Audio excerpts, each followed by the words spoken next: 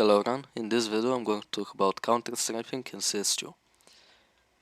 So in CS2 you probably know that if you are moving, you're not going to be accurate. So in order to be accurate you have to be standing in one place.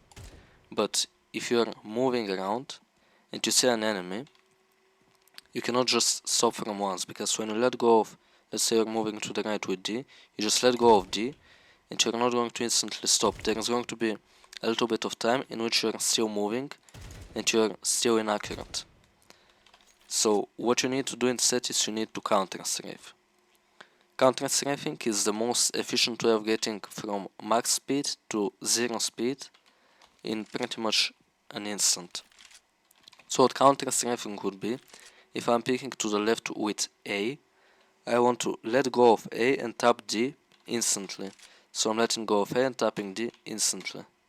That's going to take me from max speed to zero speed as fast as possible. Because if you just let go of the key, you're going to have this period of time in which you're just moving. And if you counter-strafe, you stop instantly. Like this. Now, a common misconception is that you can just hold A and tap D. But that's still going to make you move. So you have to completely let go of A and then tap D. And if you're going to the right, then that would be holding D and tapping K instantly. So you let go of D and you tap A instantly. At first, it's going to feel unnatural and you're going to miss it pretty often. But with time, it's going to become just something you don't even think about. You're going to be going around the map, counter-strafing without even noticing it. You're going to be moving around and just doing it by muscle memory. In the beginning though, it's going to be difficult and you have to practice it. You can practice it in deathmatch, you can practice it in real games, you can practice it on aimbots, on fast aim reflex, pretty much in any way.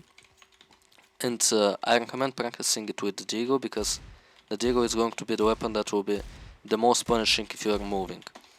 Because with the AK, sometimes if you are moving, it's going to miss 1-2 bullets and then it's going to be accurate. But with the Deagle, if you don't counter-strafe properly and you just don't tap the key, the bullets are going to go in a completely different direction. So you can clearly understand if you're counter-strafing correctly or not.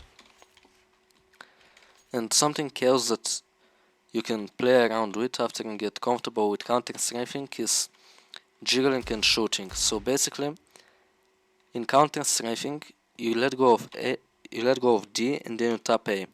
But if you're jiggling, you hold D and then you let go of D and hold A. So there will still be that one moment in which you have zero velocity. So like this, you can see that there's a split second in which I'm not moving and I'm starting to move in a different direction. So if you hit the exact moment where you have zero velocity, you're going to have again accuracy. So you can pre-fire like this, and yeah, a lot of the time you're going to hit the wall like this there, but the other times you're going to be accurate. You see, these bullets are very close to each other, so I was accurate in that time. So you can just try to play around with that after you get comfortable with counter-strafing, and you can start using it in the real games like this, just trying to pre-fire someone and trying to kill him. It's going to be very difficult for the enemy to kill like this, and it's going to be pretty effective, because as you see, you're going to be 100% accurate if you hit the correct timing. So at first it's not going to be easy, but the more you do it, the more you get used to it.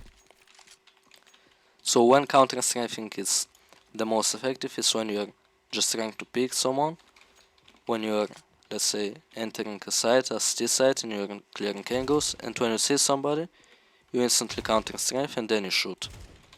And when peeking, the first thing that you do is you try to prime the position through the wall, and then you peek and you counter-strafe, even if there's nobody, even if your eyes still have processed that there's anyone there, you still have to counter-strafe. Like, you don't know if there is a person, but you're going with the intention to counter-strafe, and you're instantly counter-strafing without even seeing anyone, just so that you're ready to shoot if somebody is actually there. So when you're picking an angle, instantly counter-strafe, so this way you're going to instantly be able to shoot if there is actually somebody there. So that's everything about Counter-Strafing. If you enjoyed the video, if you learned something new, make sure to leave a like and subscribe to my channel to not miss out on any upcoming content. Thank you for watching.